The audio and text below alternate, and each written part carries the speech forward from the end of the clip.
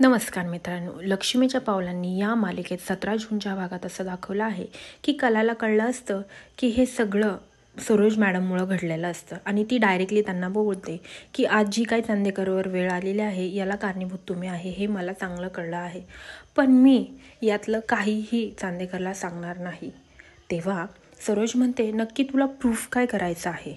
तेव्हा ती म्हणते तुम्ही माझा एवढा रागराग करता पण तुम्ही हे विसरता ह्या सगळ्यामध्ये तुमचा मुलगाही होरपळत आहे.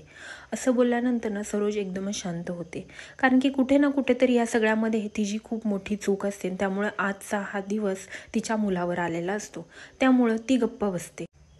कला तिथून निघून जायला निघते तेवढ्यातच सरोज तिचा हात पकडते आणि म्हणते थांब, चांदेकरांची आदर्श सून व्हायची तुझी जर तयारी असेल तर स्वतःला सिद्ध कर.